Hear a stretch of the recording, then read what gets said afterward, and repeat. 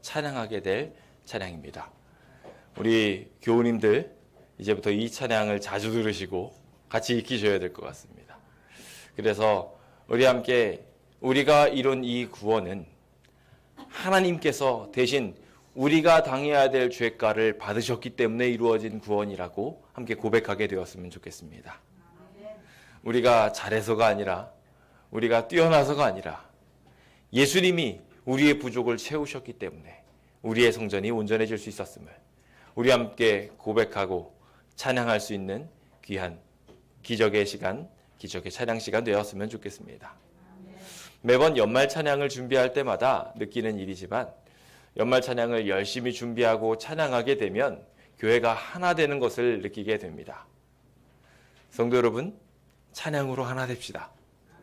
열심히 찬양 부르고 잘 몰라도 열심히 해보겠다는 그 표정만으로도 하나님께 영광 돌릴 수 있게 될 것입니다. 이번에는 특별히 다 같이 모이게 돼서 안양에서 우리 함께 오랜만에 이제 코로나 시간이 좀 정리되었으니까 모여서 직접 우리 교회의 모습을 보이게 될 텐데요. 가장 기대하는 순서 중에 하나가 우리 광명교회 순서라고 다들 기대하고 있으십니다. 우리 잘 아시다시피 우리 광명교회 항상 전교우들이 나가서 열심히 찬양을 불렀고, 뿐만 아니라 이번에 특별하게 성전 수호와 관련된 고백들이 찬양에 묻어날 것으로 기대하고 있기 때문인 것 같습니다. 이 찬양을 우리 올려드리고 앞으로 자주 연습할 예정이니까요. 우리 성도님들의 마음이 우리 십자가로 우리를 구원하신 주님께로 온전히 향하게 되었으면 좋겠습니다. 오늘은 조연에서 주연으로 바락이라는 제목을 가지고 하나님의 말씀을 나누어 보려고 합니다. 오늘의 본문은 사사기 4장에서 5장까지에 있는 말씀입니다. 함께 데살로니가전서 5장 24절에 있는 말씀을 먼저 함께 읽어보기 원합니다. 다 함께 읽어볼까요? 시작. 너희를 부르시는 이는 미쁘시니 그가 또한 이루시리라. 아멘. 하나님이 우리를 대신하여 싸우신다는 거 믿으십니까? 주님께서 우리에게 승리 주신다는 것도 믿으십니까? 그렇다면 우리는 더 이상 조연으로 이 세상에 엑스트라로 남아있을 필요가 없습니다. 주님이 우리를 승리하게 해주실 것이니 이 세상 역사의 주연으로 당당하게 설 수 있게 될 것입니다. 하나님과 함께 주연으로 싸우실 분들은 아멘으로 그 결심을 표현해 보시겠습니까? 오늘 우리는 바락이라는 인물에 대하여 함께 배우려고 합니다. 히브리서 11장은 믿음의 백성들을 쭉 열거하지요. 그러던 중 기드온, 삼손, 입다, 다윗과 같은 인물들이 쭉 등장합니다. 그런데 여기 바락이라는 인물이 등장합니다. 자, 바락은 사실 사사가 아닙니다. 사사는 이 당시에 드보라였습니다. 그런데 다른 이들은 사사나 왕이나 선지자와 같은 중요한 인물들이 등장되어 있는데 여기 바락이라는 인물이 등장합니다. 이 바락은 도대체 어떻게 이 히브리서 11장의 주인공이 될 수 있었을까요? 심지어 기드온과 삼손이라는 대사사들 사이에 바락이 정확하게 들어갈 수 있었다는 것은 어떤 이유에서일까요? 역사상 조연에 불과했던 바락이 어떻게 주연의 자리를 꿰찰 수 있었는지 그 위대한 기적을 이루신 하나님을 만나보며 이 시간, 귀한 시간 보내게 되었으면 좋겠습니다. 바락은 어떤 사람이었을까요? 바락이라는 이름은 번갯불이라는 뜻을 가지고 있습니다. 벼락과 비슷합니다. 그렇죠? 그래서 외우기가 쉽죠? 예, 바락의 의미는 번갯불입니다. 납달리 지파의 게데스라는 곳에서 사는 이였는데요. 게데스는 납달리 지파가 소유하고 있는 도피성 중 하나였습니다. 도피성이 어떤 곳인지 잘 아시리라 생각합니다. 이곳에는 살인자나 연약한 자들이 피해 있는 자리였습니다.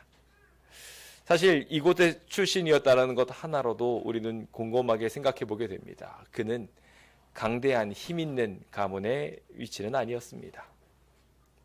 그는 소심한 일면을 가지고 있는 이였고 연약한 사람에 불과했습니다. 사사 드보라가 그를 부르게 됐을 때 도대체 왜 나를 부르는 걸까라는 생각을 가질 정도로 사실 그는 아무것도 아닌 이처럼 보였습니다.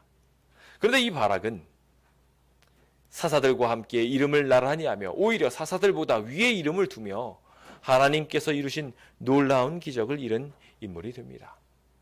히브리서가 그를 믿음의 용사로 기록했고 사무엘의 고별 설교에서도 이스라엘을 구한 자를 열거한 자들 중에 베단이라고 이름을 하며 바락을 부르게 되는 것을 보게 됩니다. 오늘 이 바락을 함께 배워보며 우리도 어쩌면 이 역사 속에 조연처럼, 아니 심지어 엑스트라처럼 느껴지는 우리들의 모습일지 모르지만 하나님께서 우리를 조연이 아닌 주연으로 만들어주시는 과정을 함께 경험하고 체험하고 나도 그렇게 되고 싶다고 고백하게 되는 귀한 시간이 되었으면 좋겠습니다. 우리가 잘 아는 것처럼 사사의 이야기들은 참 재미있는 이야기들이 많습니다. 그들은 판관이었습니다. 다른 이들에게 하나님의 법을 가르쳐주고 올바른 길을 가도록 지지하는 사람이었죠. 성경에는 그들이 살아있는 동안에 하나님의 법이 바로 서고 평화가 지속되었다고 말하고 있습니다. 동시에 사사는 구원자들이었습니다. 그들이 눌려있고 고통받는 이들을 구원해주는 일에 앞장서며 메시아적 표상을 이루곤 하였지요. 여기 사사의 시대 중 특별히 드보라의 시대는 매우 특별한 시대였습니다. 그럴 수밖에 없었던 것이 다른 모든 사사들은 하나님께서 그들에게 주어진 땅이 아닌 다른 외부 세력들한테 침범을 당하고 고통을 당합니다. 그런데 유일하게 드보라 시대에만큼은 가나안 족속이 이미 정복했어야 될 족속들이 그들을 괴롭히게 되는 것을 보게 됩니다. 매우 흥미로운 상황입니다. 이미 정복해서 사라지게 만들어야 될 이들이 그들을 괴롭히고 있었던 것입니다. 그 시대가 얼마나 연약했고 부족했었는지를 새삼스럽게 느끼게 해줍니다. 그런데 그런 와중에 놀라운 기적이 일어나게 됩니다. 오늘 우리는 그 기적의 이야기들을 함께 보기 원합니다. 에훗, 그는 왼손잡이였습니다. 부족하고 연약한 이였지요. 그래서 심지어 이제 모압 왕 에글론이 그를 바라보면서도 얘랑 나랑은 독대해도 돼 라고 생각하면서 다른 적대국의 사람과 함께 조용히 밀담을 나눌 정도로 정말 에훗은 별거 아닌 존재처럼 보였던 이였습니다. 하나님은 이와 같이 이 세상에 정말 별거 아닌 존재들을 세워서 구원을 일으키신다는 것을 보여주십니다. 그렇게 왼손잡이 사사였던 에훗은 종려나무 성읍, 여리고 성과 그리고 더 나아가서 예루살렘까지 그 땅을 회복하게 되는 기적을 이루게 됩니다. 그곳에 자리 잡아 하나님의 말씀을 전하던 이가 있었으니 여자 사사였던 드보라였습니다. 드보라에 대한 묘사를 보도록 하면 묘사는 흥미롭게도 굉장히 간단하고 단순하게 나와 있습니다. 그녀는 랍비돗의 아내였고 라마와 베델 사이 에브라임 산지 종려나무 아래에 있었다고 표현하고 있습니다. 그가 아마도 예루살렘 부근에 있었던 남방부 위에 있었던 이었던 것으로 보입니다. 그런 그녀가 봉사하고 있었을 당시 이 땅에 화와 불화가 가득하기 시작했습니다. 첫 번째, 정복했어야 될 나라였던 가나안이 다시 강성해져서 이스라엘 백성들을 고통 주기 시작했던 것입니다. 에훗이 죽고 난 뒤에 그는 다시금 이스라엘 백성들이 범죄하게 되는 상황들을 이스라엘 백성들은 보게 됩니다. 그래서 그들을 무려 20년 동안이나 폭거하게 됩니다. 말이 20년이지 저희는 2년을 성전 수호를 한다고 싸웠는데 골골골골 거렸습니다. 근데 20년이나 가나안 왕 야빈에게 고통당하게 된 것입니다. 절대로 적은 시간이 아니었을 것입니다. 굉장히 괴롭고 힘든 시간으로 보내게 되었을 것입니다. 특히 이스라엘 백성들이 힘들었던 이유는 그 야빈 가나안 왕에게 철병거가 900대가 있었다는 것입니다. 당시에 이스라엘 백성들은 변변찮은 무기가 없었습니다. 특별한 이들에게나 무기가 있었고 그것은 사울의 시대에 이르러서야 왕이나 이런 사람들에게만 주어졌었습니다. 전쟁이 있게 되면은 곡괭이나 몽둥이 같은 걸 들고서 싸웠던 것입니다. 전쟁이 될 리가 없었습니다. 이 야빈 왕에게 또 굉장한 장수가 있었는데 바로 시스라라는 장수였습니다. 그는 아주 강력한 철병거를 잘 운영하는 사람이었습니다. 그 군대 장관이 있는 한 이 이스라엘 백성들은 괴로움에 처할 수밖에 없었습니다. 이렇게 야빈 왕은 하솔에서 그리고 시스라는 하롯의 탁고임에서 자신의 이 영향력들을 끼쳐가고 있을 때 이스라엘 백성들은 계속해서 고통당할 수밖에 없었습니다. 가나안족들이 있었던 곳을 지도상으로 살펴보시게 되면 가나안 족속들은 그들이 우리가 알고 있는 그 갈릴리 근처 지방을 이렇게 다 함께 두르고 있었음을 보게 됩니다. 이스라엘 백성들이 말 그대로 양분돼 버릴 수밖에 없는 상황이 된 것입니다. 단지파들은 단지파 나름대로 우상숭배에 빠져서 무너져 있고 그리고 나머지 많은 이들은 정복전쟁에서 지쳐있고 무너져 있는 것들을 보게 됩니다. 총체적 난국이에요. 그런 상황 속에서 가나안족들이 왕성해져서 북방을 아예 끊어버려서 이스라엘 백성들이 위에 고립될 수밖에 없는 상황이 되었습니다. 그들은 힘들어서 여호와께 부르짖었습니다. 우리도 힘들고 어려울 때 주님께 기도합니다. 기도하면서 어떻게 기도하십니까? 그냥 주님 도와주세요 라고 이야기하면서 멈춰버리지는 않으시는지요? 우리가 기도할 때 한 가지를 분명히 해야 할 것 같습니다. 주님의 구원을 바라며 저희가 해야 할 것은 무엇입니까? 라고 같이 기도해야 할 것입니다. 그냥 막연하게 나는 아무것도 안 하면서 하나님이 도와주시기만을 바란다면 역사는 일어나지 않을 것입니다. 주님은 주님의 음성에 응답하는 주님께 기도하는 사람을 찾으십니다. 그가 오늘의 주인공이었던 바락인 것입니다. 그런데 이 바락은 앞서도 말씀드렸다시피 사사였던 드보라와는 다르게 역사 속에서 중요하지 않은 위치, 도피성에 숨어 있었던 존재 정도로만 정리되어 있습니다. 그는 아무것도 아니었고 연약한 존재였으며 가나안에게 직접적으로 핍박을 당하고 있는 이 중에 하나에 불과했습니다. 그때 이 드보라가 바락을 부르게 됩니다.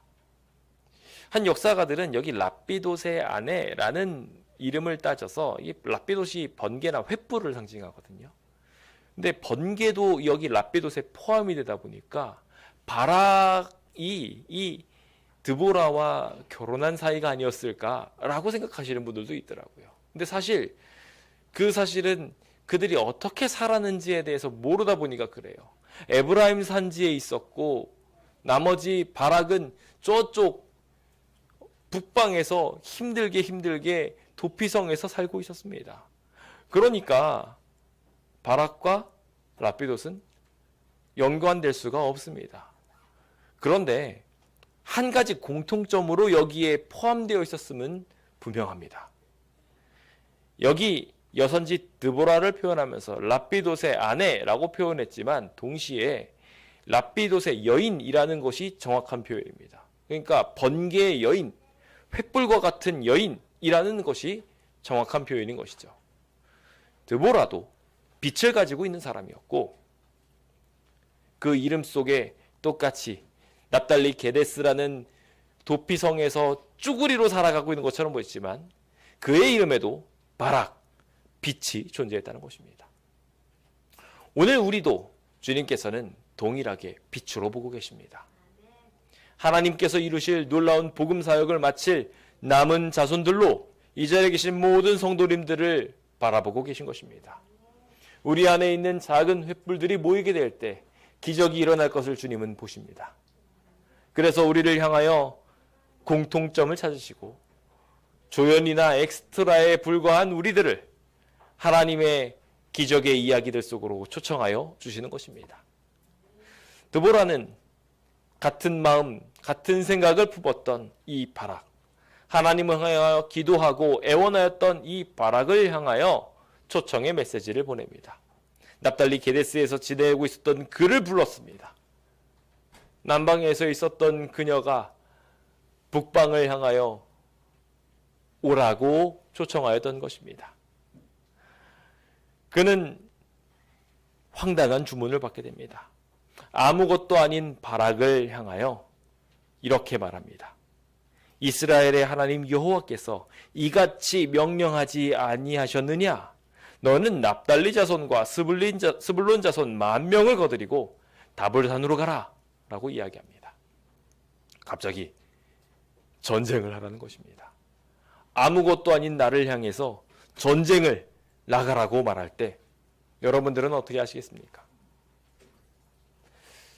종종 우리 성도님들도 비슷한 초청들을 받을 것입니다. 나는 뭐 대단한 능력도 없고 재능도 없는데 무언가를 하라고 초청을 받을 때 매우 곤란한 기분을 경험하실 것입니다. 제가 부탁드리기를 저 카메라를 잡아주실 분이 필요합니다 라고도 말씀을 드렸었습니다. 다들 나는 아닐 거야. 모든 찬양대원들한테도 부탁을 드렸습니다. 우리 찬양대원들이 마이크를 붙잡고 함께 찬양해 봅시다. 주님께 그렇게 영광 돌린다면 우리 더없이 하나님께서 영광 받으실 것입니다. 찬양대원들 중에서도 그렇게 생각하셨을지 모르겠습니다. 나보다 더 찬양 잘하는 사람들이 많은데 나는 아닐 거야. 때로는 너무 많은 일들을 감당하고 있는 이들에게도 핑계거리가 있습니다. 그래서 나는 정말 많은 일들을 하고 있는데 굳이 이 일까지 내가 해야 될까? 라고 생각하시는 분들도 계실지 모르겠습니다. 그런데 주님께서는 모든 이들을 초청하고 계십니다. 부족하고 연약하더라도 응답하는 일을 찾고 계신 것이죠. 성도 여러분은 어떻게 하시겠습니까? 나를 보내주소서, 내가 가겠습니다, I will go 라고 말씀하시겠습니까? 아니면 You must go 라고 이야기하시겠습니까? 네가 가라 하면서 말입니다. 오늘 이 자리에 계신 모든 성도님들이 제가 가겠습니다 라고 말하게 되길 예수님의 이름으로 축원드립니다. 그는 이렇게 명령을 받고 이제 나아가게 되었습니다. 근데 걱정이 태산이에요. 왜냐하면 그 당시에 가나안 왕이 얼마나 강력했는지를 가장 잘 아는 사람이 바로 바락이었기 때문에 그래요. 정말 벼락같이 군대들이 확 와가지고 모든 것을 앗아가곤 했습니다. 병거가 900대였으니까 그 당시에 말을 타고 다니는 것도 흔하지 않은데 아예 병거를 가지고 있었으니까요. 그 전차들 앞에서 이스라엘 백성들은 속수무책이었습니다. 아무것도 할 수 없었어요. 그래서 그들이 절대로 승리할 수 없을 거라고 생각하는 이 가운데 초청을 받았으니 얼마나 답답했겠습니까? 게다가 다볼산으로 가라고 하였는데 다볼산 앞에는 평지가 쫙 펼쳐 있습니다. 전차가 다볼산으로 쳐들어오기는 어렵지만 다볼산 밑은 다 그냥 평지로 되어 있습니다. 그러니까 거기에 있는 이들이 만약에 전쟁을 하게 되면 꼼짝없이 도갈에 든 쥐가 되는 것입니다. 왜 전쟁터를 골라도 하필이면 다볼산을 골랐을까라는 생각이 들었을 것입니다. 그런데 아십니까? 다볼산은 변화산, 예수님께서 변화하셨던 산으로 추정되는 산입니다. 다볼산에 가보면 변화산상에 있었던 그 기적을 기념하는 교회들도 있곤 합니다. 거기는 변화의 산이었습니다. 영광의 산이었고 승리의 산이었습니다. 패배자처럼 보였던 그였지만 그곳에 주님을 의지하고 가게 되면 조연에 불과했던 그가 주연으로 바뀔 수 있는 변화의 산이었던 것입니다. 주님은 때때로 우리를 이와 같이 사지로 몰아넣으십니다. 시스라의 군대들이 휙휙휙 다니면서 이스라엘 백성들이 농락당할 것이 뻔히 보였습니다만 믿음을 가지고 주님이 명령하신 것 아니냐라는 생각을 가지고 나아가게 되면 하나님께서 우리와 함께 해주실 것입니다. 두려워하지 마십시오. 난 할 줄 몰라, 난 할 수 없어가 아니라 하나님이 함께 하시는 곳인지를 먼저 따져보십시오. 그러면 주님께서 우리와 함께 하시고 우리에게 능력 주실 것입니다. 지난주 저는 태어나서 처음으로 전기 필름 공사를 해봤습니다. 그런 필름 공사를 제가 하게 될 줄을 전혀 몰랐습니다. 난방 공사를 제가 할 줄이야. 그런데 해보니까 할만합니다. 그거는 뭐 전문가가 하는 거 아니야? 라고 생각할 수 있지만 막상 가면 다 방법이 생깁니다. 우리가 헌신하는 마음만 가지고 있으면 할 수 있더라고요.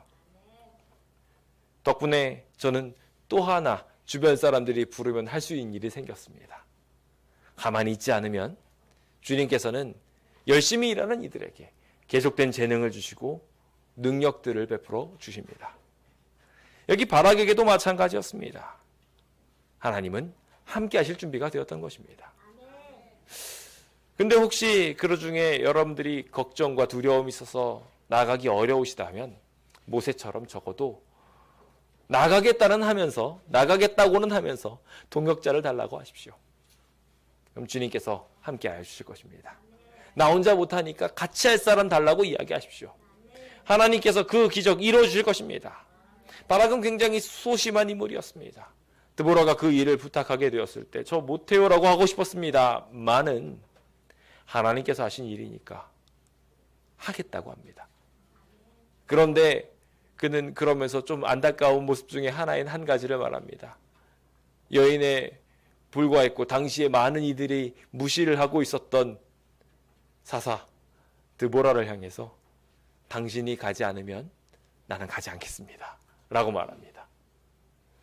물귀신 작전도 이런 물귀신 작전이 없습니다. 같이 가자고 붙드는 겁니다. 전쟁터에 여자를 데려가겠대요. 상식적이지 않은 이야기처럼 보였지만 적어도 당신이 나와 함께 가면 내가 가겠다고 고백하였습니다.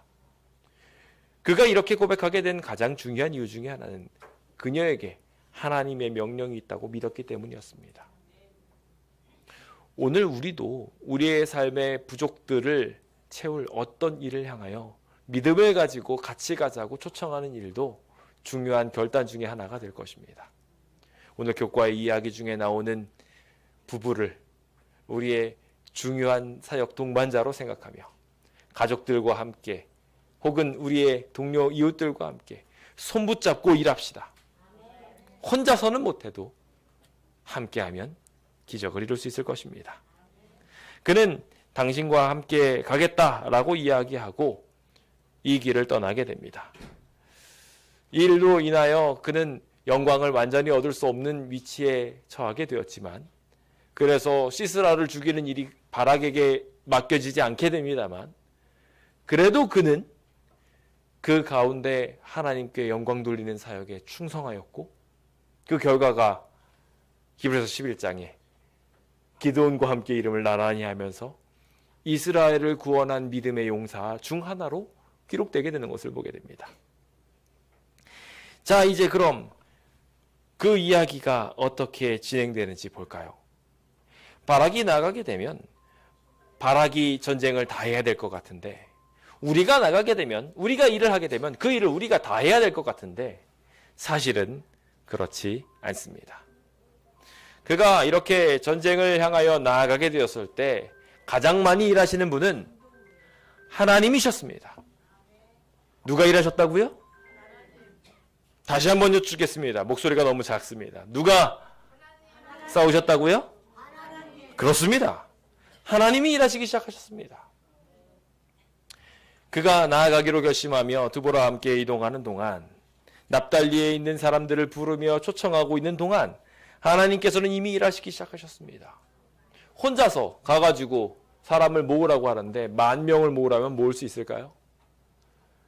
근데 하나님이 기가 막히게도 사람을 부르게 하십니다. 그래서 스불론과 납달리 자손들이 누구보다도 공포를 잘 알고 있는 그들이 10,000명이 정확하게 하나님께서 명령하신 10,000명이 모이게 됩니다. 다볼산으로 가자는, 사지로 들어가자는 이야기에 다 같이 오케이 하고 들어가게 됩니다. 우리가 믿음을 가지고 가게 된다면 하나님께서는 그 믿음을 가지고 나아가는 사람들, 주변에 있는 사람들도 같이 움직이게 만들어 주십니다. 그 기적들이 오늘 이 자리에 계신 모든 성도님들과 함께 있게 되기를 간절히 바랍니다.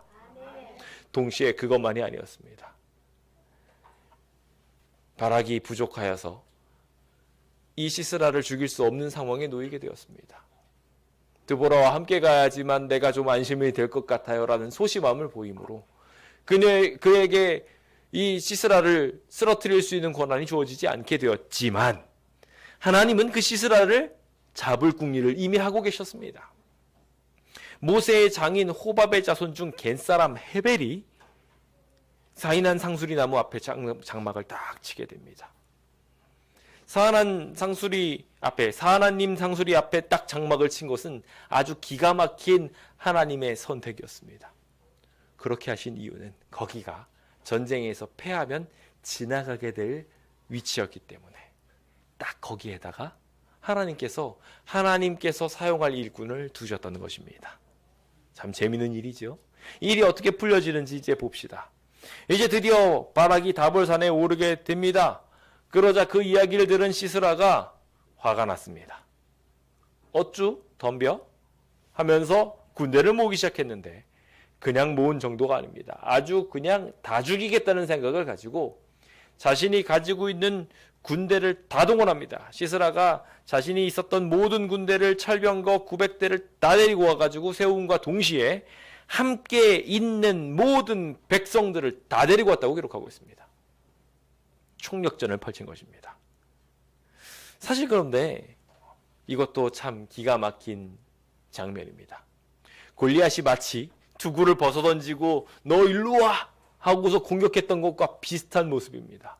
사실 그는 하로셋 학고임에 있었습니다. 거기는 요새였습니다. 거기를 쳐들어가서 싸우려면 이길 수가 없는 상황이었습니다. 그런데 그들은 거기를 버리고 기손강으로 모입니다.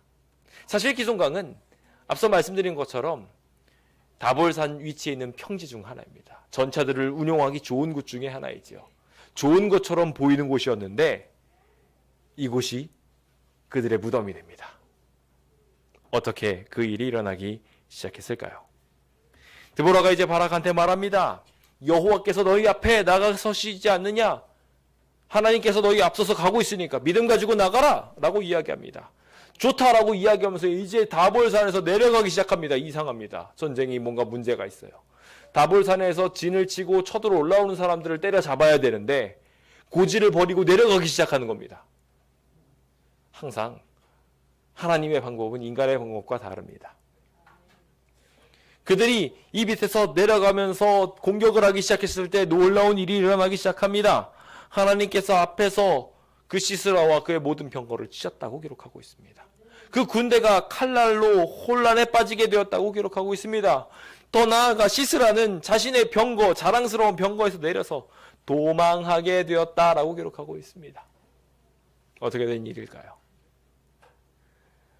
하나님께서 이 군대를 완전히 부수게 된 방법은 아주 간단했습니다. 그들이 자랑하고 있었던 전차는 늪에서는 아무것도 못합니다. 갑자기 하나님께서 하나님의 군대에 강력한 임재와 함께 비를 내리신 것입니다. 전차가 전차답게 움직이지 못하게 돼버렸어요. 순식간에 아수르장이 되면서 그 군대들은 발이 묶여버리고 말았습니다. 위에서부터 내려오고 있는 군대들이 그들을 진멸하게 되었고 아무것도 없는 그 군대들한테 완전히 박살이 나게 됩니다. 군대를 추적해서 하로셋 학고임까지 그대로 무사 통과하게 됩니다. 패잔병들이 자신의 요새로 돌아오게 되는 것을 보고 문을 열어주었는데 바락의 군대들도 같이 들어오게 된 겁니다. 그 요새가 아무것도 아니게 함락되고 맙니다. 누가 이 일을 이루셨습니까? 하나님이셨습니다. 우리 하나님이 똑같이 우리를 그렇게 사용하실 것입니다. 우리는 아무것도 아니지만 하나님은 갑작스럽게 우리의 상황을 바꾸실 것입니다. 저는 여기에서도 날씨를 주관하시는 하나님을 기쁩니다. 이 날씨를 주관하시는 하나님께서 하나님의 백성들을 승리하게 하셨습니다. 우리도 그것을 늘 보면서 걸어오지 않았습니까? 하나님께서 주시는 놀라운 기적이 우리를 동일하게 승리로 이끌어 주실 것입니다. 그렇게 도망가게 된 시스라는 하롯의 탁고임으로 갔다가 자기가 죽게 생겼다는 것을 알았던 모양입니다. 그래서 그 근처 도망할 수 있는 루트 중 하나였던 곳으로 도망가게 되는데, 걸어서 도망해서 이제 헤벨의 장막으로 가게 됩니다. 그런데 헤벨의 집에 가게 된 이유는 이제 하솔 왕, 즉 한마디로 그 가나안 왕인 야빈에게 지원 요청을 하기 위해서 가게 된 것이었는데, 그 선택을 하게 된 이유는 이 헤벨의 집이 야빈과 동맹을 맺었었기 때문이었어요. 그래서 그 동맹을 맺은 이 헤벨의 집으로 가게 되었는데, 참 재미있는 게 헤벨의 집에 가놓고 헤벨의 장막에 들어가지 않습니다. 야엘의 장막에 들어가요. 야엘은 헤벨의 아내였습니다. 마찬가지로 여인이었어요. 이 선택을 한 것이 매우 특별합니다. 왜냐하면 그의 심적 상태를 드러내고 있기 때문에 그렇습니다. 남자가 주도하고 있는 장막으로 만약에 들어갔을 때 자신이 배반을 당하게 되면 죽을 수도 있다고 생각해서 걱정해서 여인의 장막을 들어간 겁니다. 그는 들어가게 돼서 목마르니까 물 좀 달라고 합니다. 그랬더니 따끈한 우유를 내줍니다. 우유를 먹는 것도 기가 막힌 일입니다. 우유를 먹으면 어떻게 되죠? 제가 피곤해서 잠을 자고 싶은데 잠이 안 올 때가 있습니다. 그러면 우유를 좀 따뜻하게 만들어서 먹으면 바로 골골골하게 쓰러지게 됩니다. 전쟁으로 지쳤던 이 시스라가 완전히 딥슬립을 할 수 있도록 하나님께서 우유를 준비하게 하셔서 먹게 하신 거예요. 그는 이제 잠들기 직전에 장막문에 서서 아무도 없다고 말하라고 하는 거예요. 아무도 없다는 얘기도 기가 막힌 얘기입니다. 왜냐하면 말 그대로 시스라 말고는 아무도 그 장막에 없겠다는 얘기입니다. 여인이 완전히 의식을 잃고 잠든 이 시스라를 상대할 수도 있을 정도로 인사불성이 되겠노라고 말한 것과 똑같은 얘기인 것입니다. 그는 그렇게 거기서 잠들었고, 야벨의 아내가 조용히 장막 말뚝을 가지고 가서 손에 있는 방마기로 그를 쳐서 죽이게 됩니다. 그는 관자돌이가 뚫려서 죽게 됩니다. 여인의 손에 말입니다. 절대로 패배하지 않을 거라고 생각했던 이스라엘, 절대로 나를 해할 수 없을 거라고 생각했던 여인에게 그는 그렇게 죽임을 당하게 됩니다. 우리에게 있어서 절대란 없습니다. 바로 하나님이 계시기 때문에 그렇습니다. 헤벨의 군대와 이 시스라의 군대가 하나의 군대처럼 보였을지 모르겠지만, 주님께서는 하나님의 놀라운 능력으로 이 군대의 해산과 반목과 그것을 쓰러뜨리게 함까지 주장하십니다.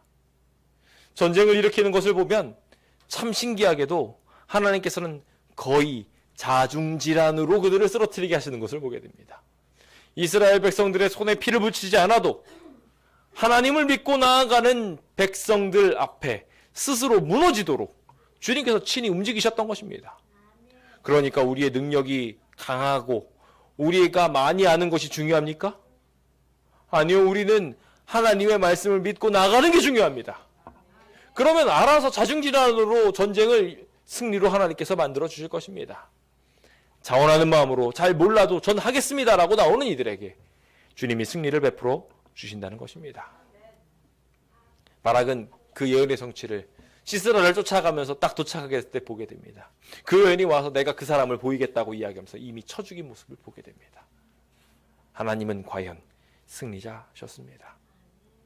그 믿음을 가지고 바락이 전쟁을 계속하게 되었을 때 결국 가나안 왕 야빈도 그의 손에 맡겨지게 되는 것을 보게 됩니다.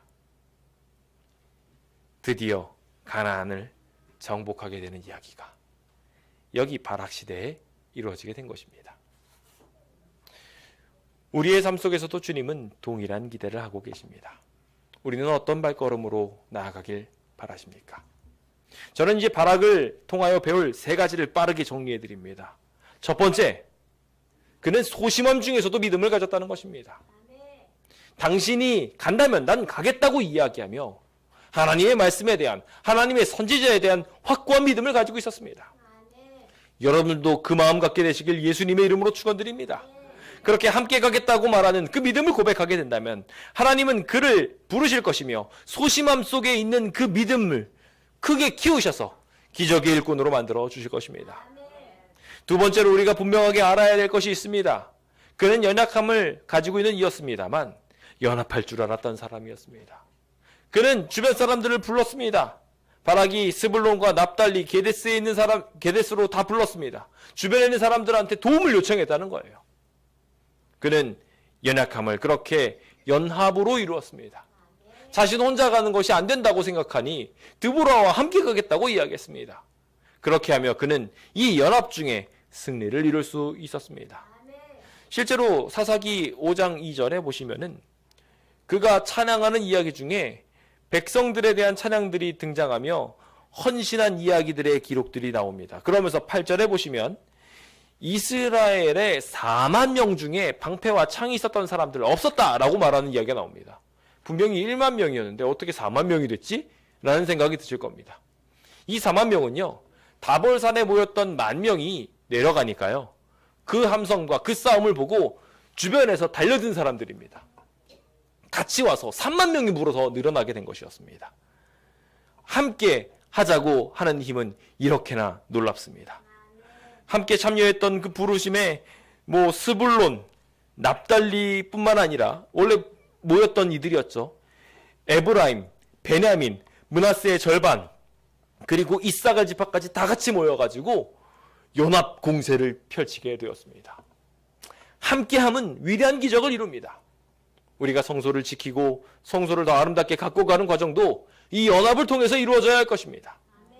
내가 부족하다면 옆 사람을 같이 끌고 오십시오. 나는 갈 마음이 있는데 옆 사람은 갈 마음이 없어요. 그럼 어떻게 해야 될까요? 그 갈 마음 있도록 그 사람을 끌고 오는 일만 해주셔도 대단한 일을 하신 겁니다. 그 위대한 기적이 오늘 우리의 마음에 넘치게 있게 되어서 하나님의 축복을 받게 되시길 간절히 바랍니다. 여기 노래에 보면은요, 참여한 지파들에게는 축복과 은총의 메시지들이 나옵니다. 그런데 이 5장 후반 부분에는 참여하지 않은 지파가 나옵니다. 여기 참여하지 않은 지파의 대표적으로 르우벤 지파를 이야기하고 길라앗에 있었던 므낫세 반 지파, 나머지 서쪽에 있었던 절반 지파와 그리고 갓 지파가 도와주지 않았다고 이야기하면서 이 돕지 않은 이들에게 하나님이 축복하실 수 없음을 기록하고 있습니다. 연합을 장려합시다. 함께 합시다.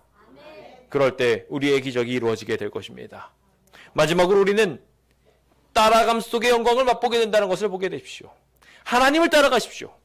하나님을 쫓아가십시오. 하나님의 길을 우리가 가게 된다면 놀라운 기적들을 경험하게 될 것입니다. 주님께서 오신 놀라운 기적이 하늘에서 물을 내리고 구름도 물을 내렸다고 기록하고 있습니다. 비 이야기가 여기 등장하는 겁니다. 전차를 완전 물거품으로 만들어 버리시고 그것으로 인하여 자중질환이 일어나서 스스로 멸망하게 되는 이야기로 하나님께서 이끄십니다. 그러니 우리 주님 명령하시면 기쁜 마음으로 나아갑시다. 우리가 그 일들로 인하여 승리하게 될 것입니다. 우리는 고백합니다. 내게 능력 주시는 자 안에서 내가 모든 것을 할 수 있노라고 말입니다. 성도 여러분들에게 묻겠습니다. 조연으로 계속 사시겠습니까? 아니면 하나님께서 초청하시는 역사의 중심에 함께 서면서 바락과 같이 번개와 같이 주연의 자리를 꿰차시겠습니까? 하나님과 함께하길 원하시는 분들은 아멘으로 그 믿음을 표현하시길 예수님의 이름으로 축원드립니다. 주님께서 우리와 함께 하십니다. 그 승리를 오늘 하루 내내 맛보며 우리의 인생을 바꾸시길 간절히 바라면서 오늘 모든 말씀을 마치겠습니다. 감사합니다.